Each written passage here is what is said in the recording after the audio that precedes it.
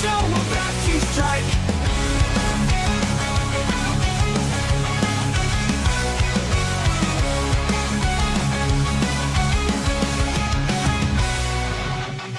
There's a roaring field, a cheer. Queens of York, the atmosphere. Like the crowd that never tame. Mets post-game show brings the flame.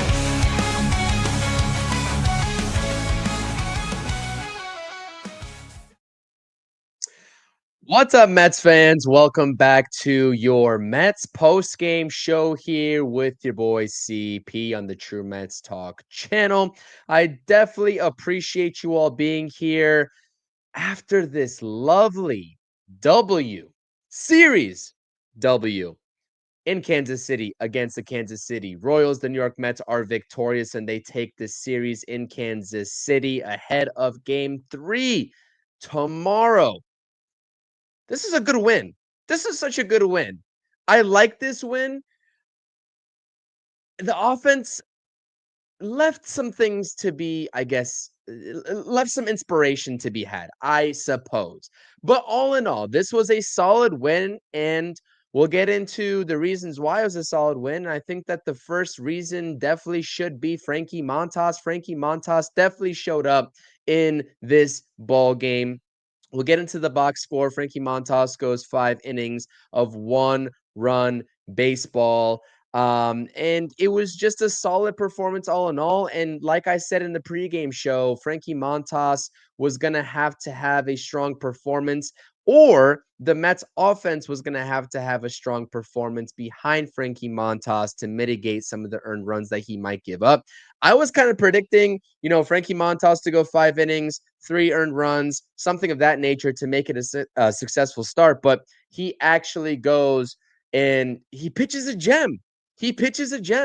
This was his best start of the season. I will say, I know that he pitched, 5 scoreless innings against the Braves in his first start. I really do think that this was his best start of the season thus far. But before we fully get into this post game, I did mess up on the intro. I do apologize. I did the outro instead of the intro, but hopefully you can work with me here. Hit the thumbs up buttons on this channel. Subscribe to the channel for more Mets post-game streams. Drop those live chats in the comments section. I definitely appreciate it.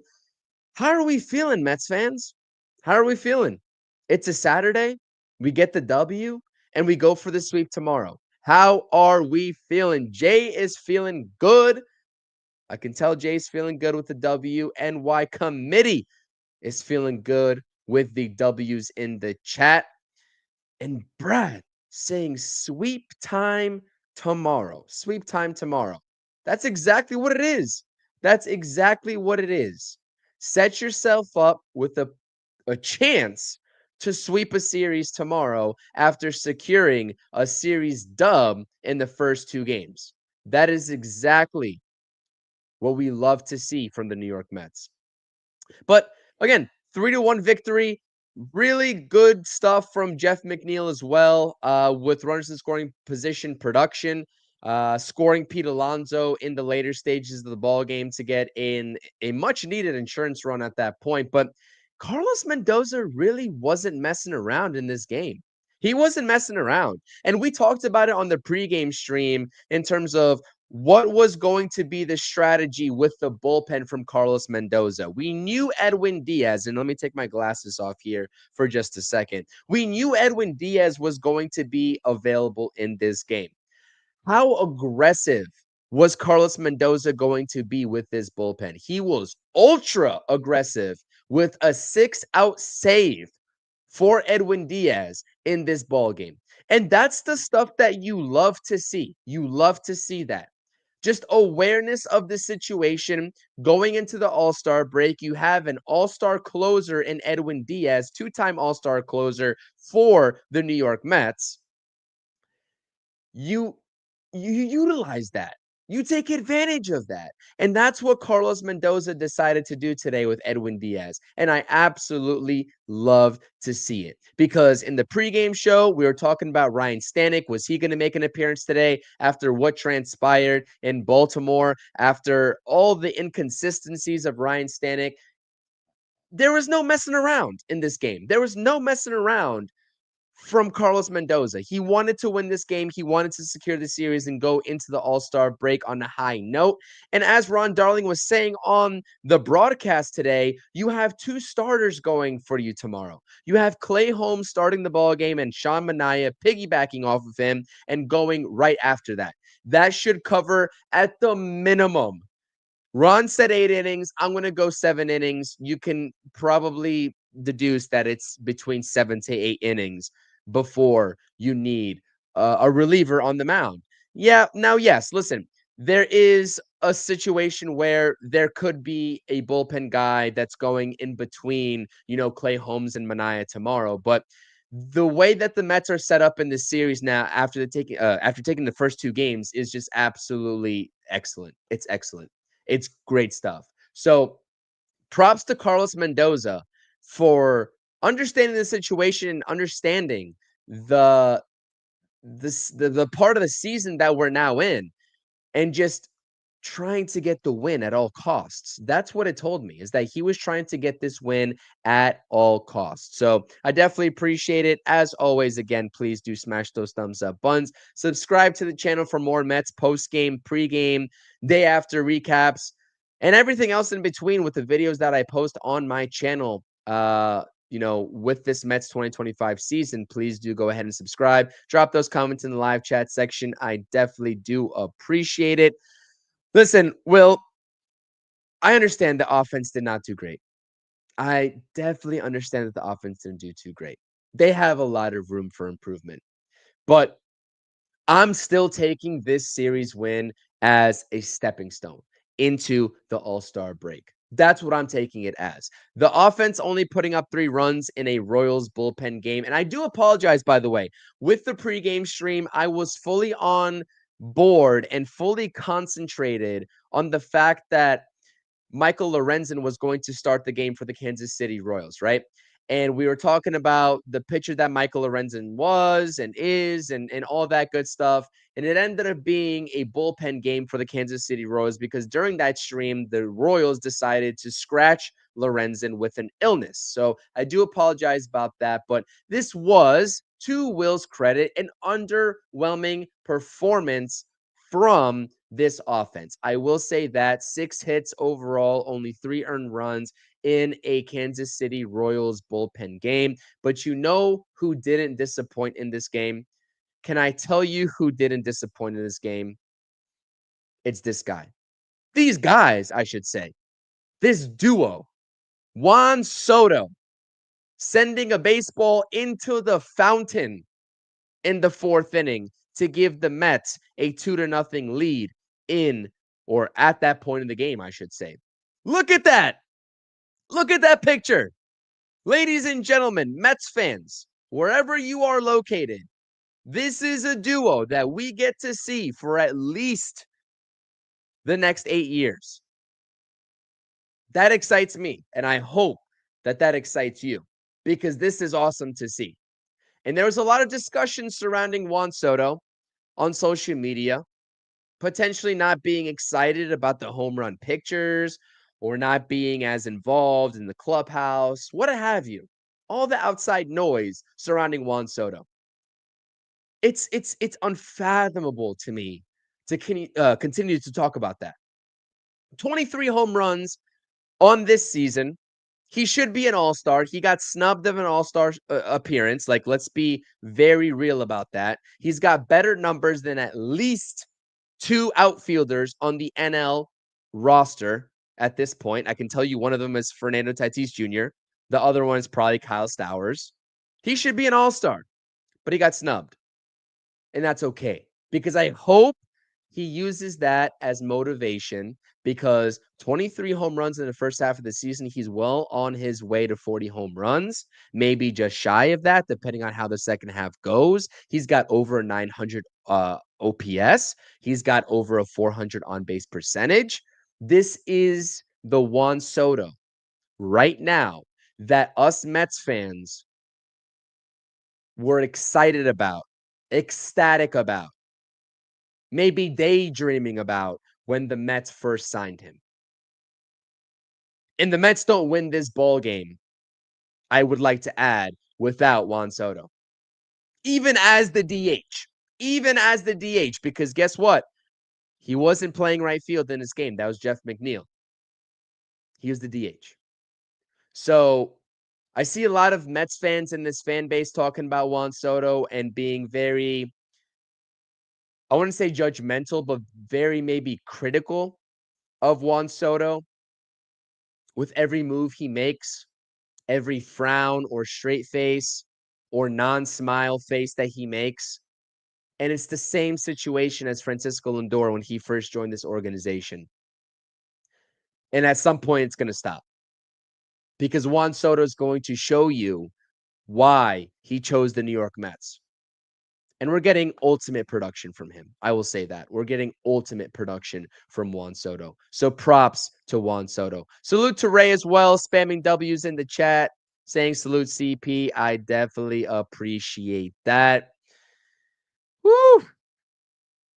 Anywho, let's take a look at the box score here. Let's look at the box score. Frankie Montas. I can't believe I've gotten into this stream as long as I have without stating the box score surrounding Frankie Montas.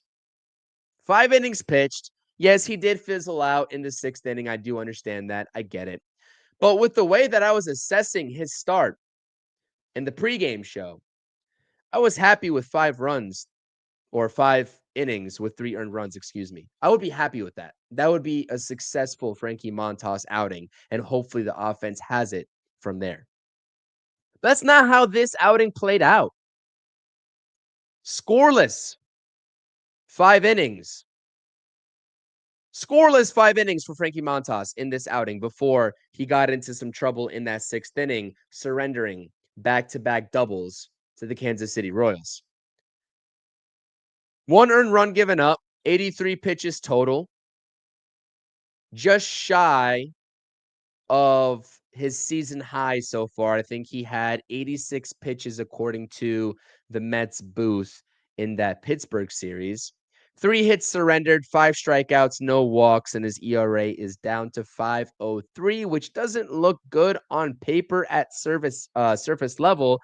But this was a good outing from Frankie Montas. If anybody was watching this game in its totality and just looking at the first 5 innings of baseball that Frankie Montas was pitching in, the splitter, it was not sharp, and then it was sharp, right? He struggled with the splitter early on, and then he finally got command of it. But I want to make note of the fastball. A handful of times that he dialed it up to 96, 97. One time I remember vividly, I forgot what inning it was, but striking out Jonathan India on a 3-2 fastball, pretty much right over the plate, 97 miles per hour. And that was a really good sign. I saw that and I was like, okay, this is what we could work with moving forward with Frankie Montas.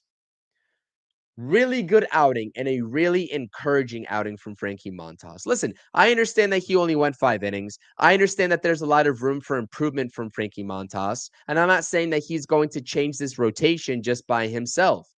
But when you're talking about stepping stones, especially from that outing that he had in Pittsburgh, and he said that, he was tipping his pitches, there's some adjustments that needed to be made.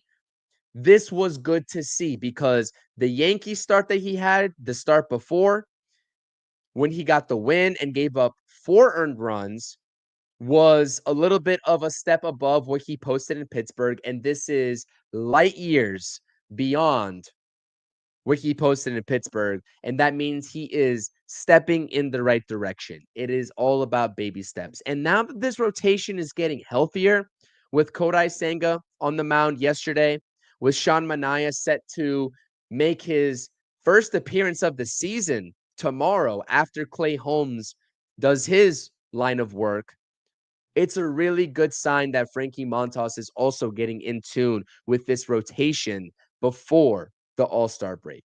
So really good stuff to see from Frankie Montas. And here's the rest of the box score. Brandon Nimmo, he had a really rough day. of it. 0 for 3, 2 strikeouts and a walk. Lindor, 1 for 4 with a stolen base. Congratulations to Francisco Lindor as well with his 200th stolen base of his career. And I think that puts him at 100 plus as a New York Met in the stolen base category. And clearly he was on the base paths when Juan Soto hit that 2-run home run. Soto goes 1 for 4. Pete Alonso also mitigates a bad day with an opposite field double in the later stages of the game, and he comes around with the insurance run from Jeff McNeil and his RBI.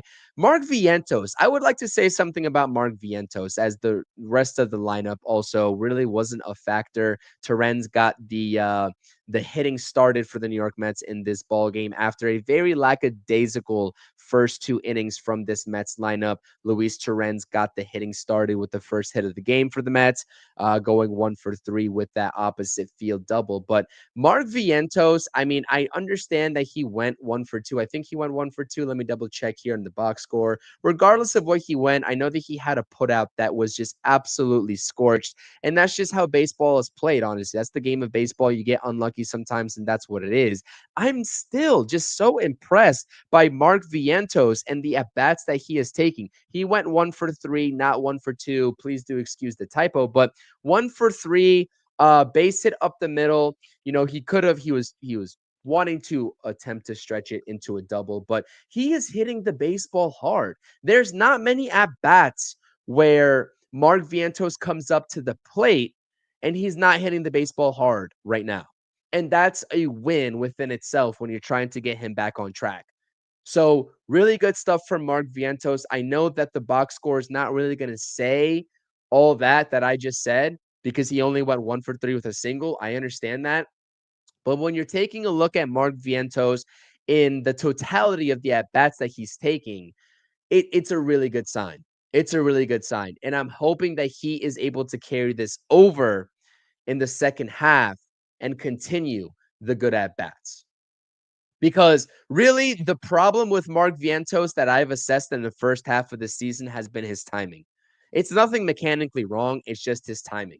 And I think the first game of this series, when he went 2 for 5 and he eventually delivered that crucial opposite field RBI or 3 RBIs with the double, you know, he had an at bat earlier in that game where he struck out. I think it was a 0-2, maybe 1-2 pitch right down the middle, and he just simply missed it. And it just means that his timing is off because he is late on these pitches. So hopefully his timing is starting to get a little bit more on par with the pitching that he's seeing. And hopefully we're going to see a turnaround with Mark Vientos. Now, I know the overall numbers aren't great, and I'm not going to say that they're great. This has been, quote unquote, a sophomore slump for Mark Vientos. There's no way around it.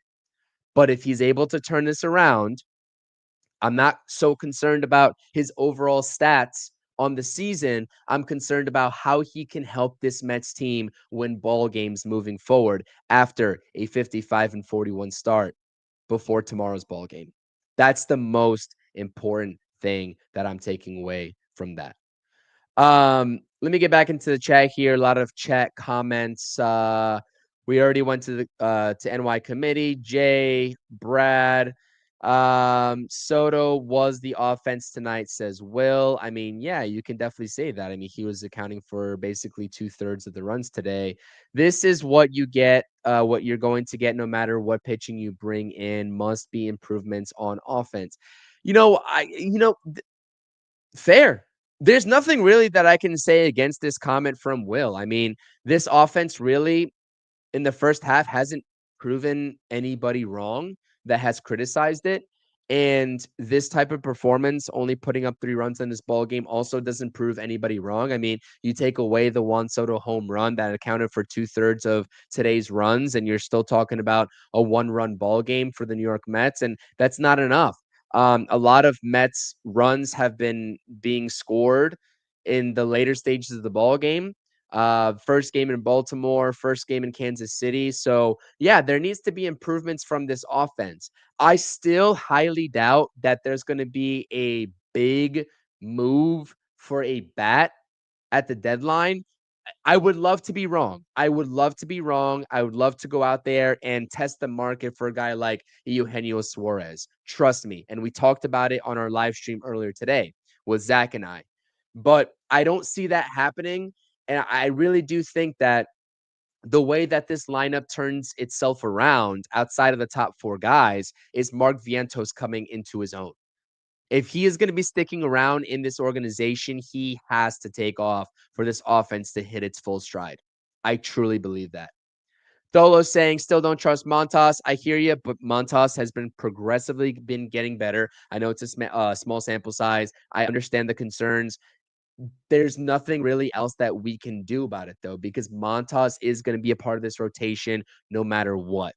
I don't see the Mets also getting multiple frontline starters or starters in general. They'll probably get maybe a starting pitcher.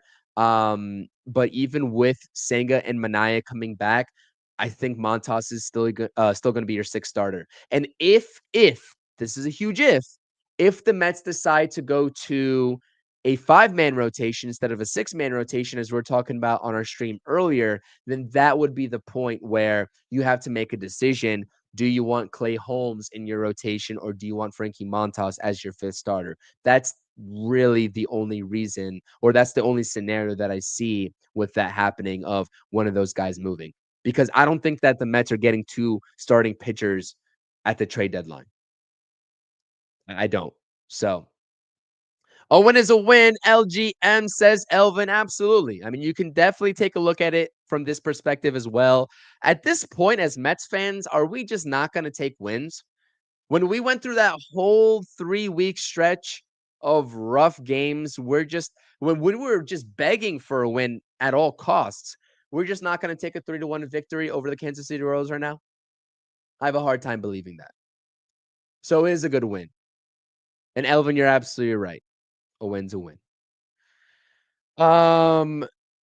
Did you see the Martina report? Mets wanted to trade Pete for Pete Crow in 2023. No, I didn't, and I quite frankly don't care because that's 2023, not 2025.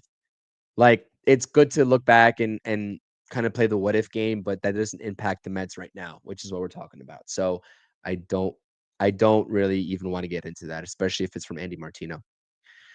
CP, you believe what everyone else believes. Stearns, yeah, I know, Ken. I know that you don't believe in David Stearns, and that's okay. I've told you that I believed in David Stearns since the offseason. I told you that I believed in David Stearns probably since you started watching my channel all the way back when David Stearns got hired in his introductory press conference as president of baseball operations. I've told everybody this, that I'm a Stearns believer.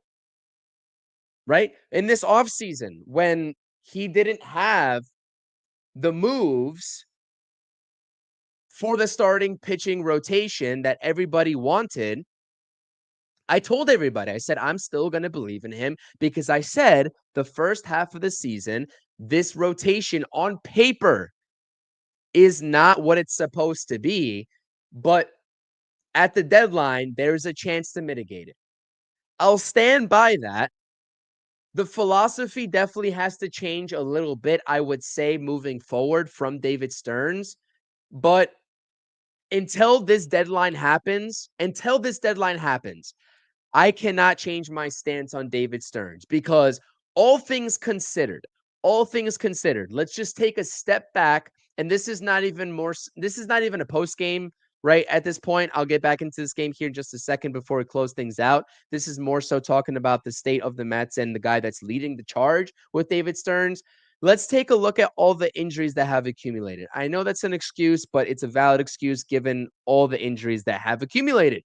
AJ Minter was brought in here to be an integral piece of this bullpen, done for this season.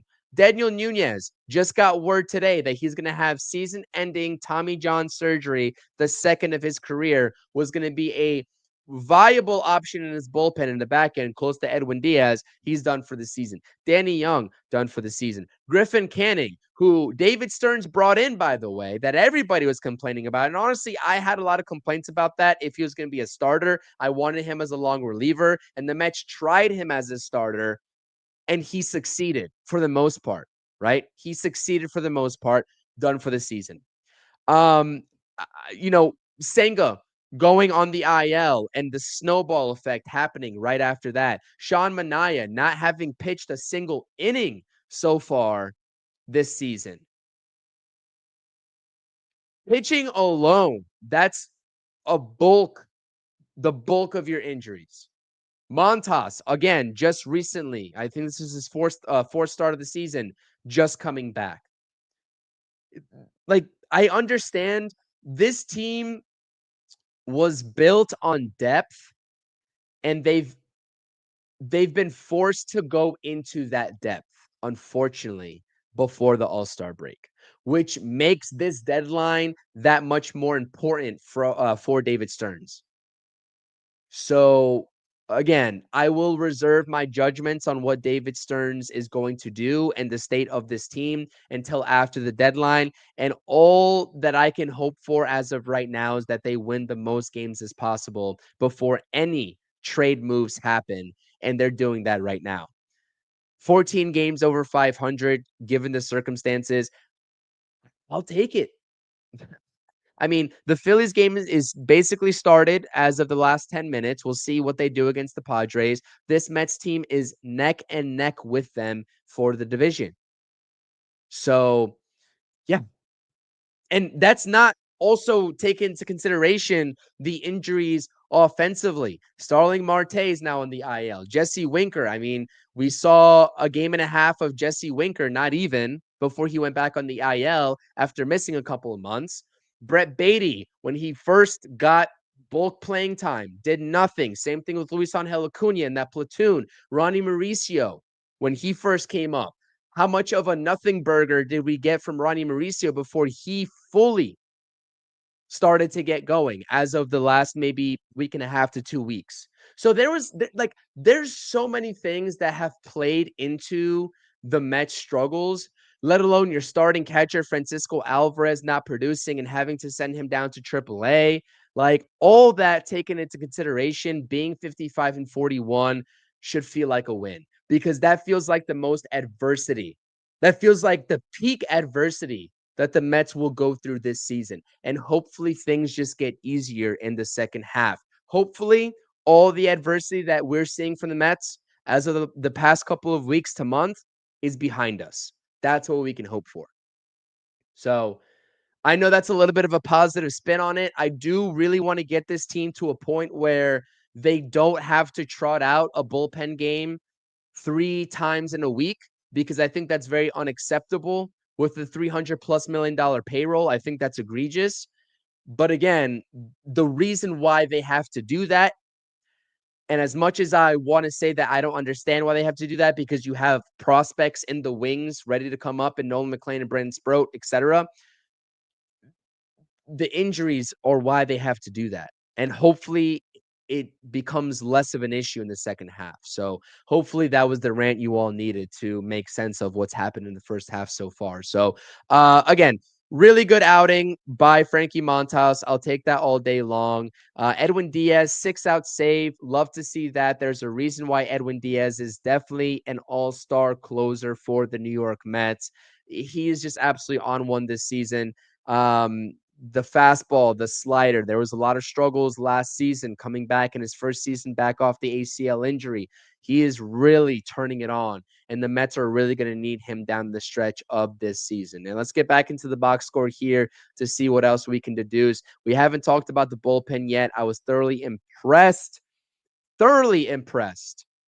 with the gutsy performance from Reed Garrett. I've been a Reed Garrett fan for as long as I can remember, since he first made his impression in this organization. And I will admit that he had a very rough stretch a couple of weeks ago. I mean, it was a brutal stretch. It was a Ryan Stanek-esque stretch. And a lot of people were off the Reed Garrett bandwagon. And the same thing happened last season when he went through a brutal stretch where he had to be a closer, given the Edwin Diaz lack of production, followed by the suspension. If you remember that last year, he was pitching out of turn. He's not a closer. He was never meant to be a closer, but he was a closer last season for a little bit and he faltered. And Reed Garrett also faltered for, I don't know, maybe a 2-week stretch this season. And a lot of people were down on him. But he has rebounded in such a major way, coming into a very tough situation in the 6th inning, relieving Frankie Montas after back-to-back doubles, let alone trying to pick a guy off of second base and throwing it into center field to set up runner on third, nobody out, and then stranding that runner. Really, really good stuff from Reed Garrett. Really good stuff from Reed Garrett. Chris Davinsky pitching his way around trouble as well. Davinsky came into the 9th inning, closed the ball game out yesterday, got into a little bit of a jam in a closer ball game today, and pitched out of it. Like, Reed Garrett in the 6th inning and Chris Davinsky pitching in a 3-1 ball game, or 2-1 at the time. The Mets are winning these games. That's not impressive to anybody? Is that not impressive to anybody? Because for me, I know that there's a lack of offense. I understand that. But that's impressive. The way that this bullpen, while being injured, while being taxed, Jose Buto's not here with an illness. Brooks Raley's on his way back. This is impressive to me, given the circumstances and given the personnel that Carlos Mendoza has to entrust in right now. It's impressive. Carrillo, right? Alex Carrillo, yesterday, we talked about it on the stream earlier. 2 innings of 1-run baseball yesterday, holding things down. They're counting on so many guys in this season. There's been plenty of DFA candidates. There's been plenty of call-ups and send-downs. And who's going to be pitching next for the Mets? Is it Hagenman? Is it Waddell? Is it Austin Warren?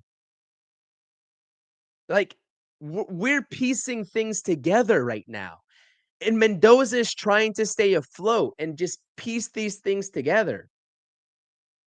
It's a hard job. I understand that. Full throttle. And they're winning games because of it. Like, I'm as frustrated as anybody. And I sounded off on my X account when we had to sit there and watch a bullpen game after a blown lead by Ryan Stanek, after the decision to take out David Peterson. We had to sit there in game 2 after going out, right, and getting a lead in the 1st inning off of Sagano and then giving it up. We had to sit there and watch Hagenman, Waddell, and I forgot the third guy that was in that game. I do forget about the third guy. But anyways, you can see it on my X account. I tagged Steve Cohen. It got a lot of traction because a lot of Mets fans were pissed off.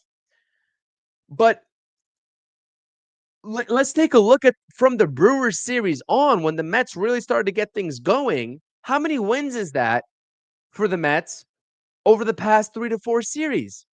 2 against the Brewers, 2 against the Yankees. I know that they lost the series and only took 1 from the Orioles, and you have 2 now against the Royals. And we're pitching Chris Davinsky, Brandon Waddell, Justin Hageman, Austin Warren. I mean, the list goes on and on and on. Alex Carrillo, Garcia before he got DFA'd. Like, I take a look at that. I get pissed off sometimes that we're in this position, but then I take a step back and realize that we are winning games with this kind of bullpen. So I'm only hoping for reinforcements to come back. Buto and Raley are going to be great additions to this bullpen, but this bullpen definitely needs 2 additions at the deadline. And I think that David Stearns understands that. And I do agree with you, committee. I don't mean to drag Davinsky's name because he has been a pleasant surprise without a doubt.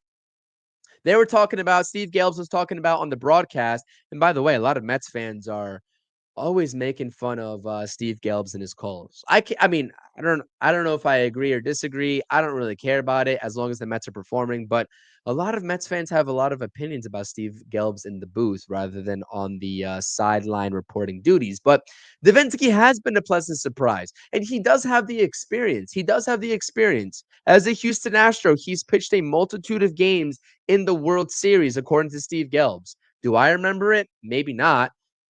But that's what the Astros organization. So he has been a pleasant surprise. And we've seen that over the past 2 days against the Kansas City Royals. So let's not also forget, as much as we want to be enraged with the situation that this Mets team is in roster wise, let's not forget that they're not at full strength and they're making things happen and getting and securing wins and keeping pace with the Phillies, even given these names that they're trotting out.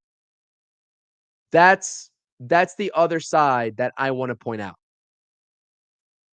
Anyways, back into the box score. Tyrone Taylor, I mean, he takes an 0 for 4 day, 3 strikeouts. He has, again, looked abysmal at the plate. I really do think that moving forward, as Zach stated on our show earlier today, noontime, if you missed it, the link's going to be in the description down below. The best combination offensively for you to get the most output offensively, hopefully, is just having Tyrone Taylor be the fourth outfielder that he was meant to be when being brought into this organization. Jeff McNeil, I hate to say it because I was so anti center field Jeff McNeil when it was first happening, but he has proven me wrong and has played a very solid center field. And Tyrone Taylor made a really good defensive plays today. I mean, he has been patrolling that center field exquisitely, and I don't want to take away from that. I mean, just a multitude of plays even today from Tyrone Taylor. But offensively, to get the best offensive combination that you possibly can, you have to, with the current personnel, put Jeff McNeil moving forward on the bulk appearances and the bulk starts in center field, and have Brett Beatty and Ronnie Mauricio as your second base and third base combination, and just have Mark Vientos be your DH moving forward, especially with Marte and Winker on the IL. That is the best combination moving forward. So, yeah, because I just seeing the Tyrone Taylor at bats, it's discouraging. It's discouraging. He's not really providing much offensively. He's not providing much offensively. Yeah, absolutely. You got to commend Mendoza for going to Diaz for 6 outs. I mean, that was a very aggressive move. We have not seen that very much at all ever since Edwin Diaz has come back to this team following the injury at all. This was a very aggressive move from Mendoza, which kind of speaks volumes as to how this first half needs to end for the Mets on a high note and needing this win versus the Kansas City Royals. So I definitely agree. Love the aggressive move from Mendoza for 6 outs from Edwin Diaz. John saying this team needs an outfielder. I mean, I definitely agree. This team definitely needs an outfielder. I don't know how many outfielders are really going to help this Mets team out and make and like move the needle, so to speak, on the trade market. Like you have, I don't think Jarren Duran's getting moved. I would love to have Jarren Duran on this team, and if he's available and the Mets get wind of that and they catch wind of that, go get Jarren Duran. I do not think Jarren Duran is going to get traded from the Boston Red Sox. I'm going to say that right now on July 12th. I almost forgot what day it was. I don't think he's getting moved. Robert Jr., I think that ship has sailed in terms of the Mets' interest because he's not also going to move the needle whatsoever. Cedric Mullins, again, I mean, yeah, you can make a play for Cedric Mullins, but like, what is he going to do for your team offensively? He's not having a good season offensively. He didn't have a good season offensively last season either. And I also said earlier today, when Jose Siri comes back, you're going to have a plethora of outfielders at that point. Now, Jose Siri could be a flippable candidate. He could be packaged in a trade elsewhere because he has another year under his contract before he hits free agency. I just don't know what purpose the Mets are going to get and what purpose these players would serve if you have a team of Tyrone Taylor, if you have an outfield, center field outlook of Tyrone Taylor, Jose Siri, and Cedric Mullins. I don't know what the Mets would do at that point because offensively that does not move the needle at all. So that's my 2 cents.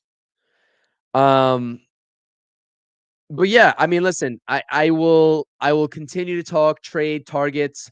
I've been talking bullpen primarily on my channel. I've talked a little bit about starting pitching. I also don't think that there's going to be an impactful ace. If Mets fans are looking for an ace from a starting pitching perspective, you're not going to get it at this deadline. You're not. You're going to get a number 2, maybe a borderline number 3 with Mitch Keller, Seth Lugo. Edward Cabrera is injured now, elbow discomfort. So I think that his name is probably going to be withdrawn from that conversation.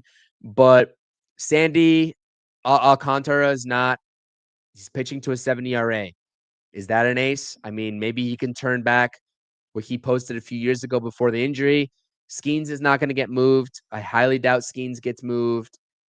I don't think that there's going to be really any impactful arms starting pitching wise to choose from. So I think the Mets, the best play at this point, unless something changes drastically with the starting pitching market, is to go out there, maybe get a mid-level starter and get 2 bullpen arms. That is the best possible scenario right now. And 2 bullpen arms should be the standard with the way that this bullpen is looking, especially if the Mets have no intentions of moving Clay Holmes to the bullpen. They need 2 bullpen arms in the second half, followed with Jose Butto coming back and Brooks Raley coming back. That's a necessity. So we got game 3 tomorrow. July 13th, it's a Sunday. Clay Holmes is going to be getting the start for the New York Mets versus left-handed pitcher for the Royals, Noah Cameron. Noah Cameron is no joke. He's posted a sub 2.5 ERA this season. I haven't really watched any starts of his at all, so I don't know what kind of pitcher he is. I didn't look at the Savant page, but just the overall numbers that I've seen from him from ESPN, his ESPN page, it'll be a tough challenge, especially against the lefty, with a lot of lefties in this lineup for the New York Mets. Nimmo, Soto, McNeil, etc. So that's the pitching matchup tomorrow. The Mets are going for the sweep. And tomorrow is Sean Manaea bump day, the first Sean Manaea bump day of 2025. He's going to be piggybacking off of Clay Holmes' start. Hopefully those 2 names in the last game before the All-Star break can get the Mets a solid 7 to 8 innings and really preserve the bullpen and go into this All-Star break on a high note, hopefully with a sweep. We are all eyes on the Phillies and Padres as well this afternoon, because if the Phillies lose, or I should say this evening at this point, if the Phillies lose, the Mets would regain a lead by half a game in the NL East. So I definitely appreciate it, Mets fans, for tuning into this post-game stream. Hopefully you enjoyed the stream. It's a 3-1 victory, and I almost forgot. How could everybody forget to remind me? It's a W for the New York Mets. Please spam those W's in the chat before we get out of here. Let's go.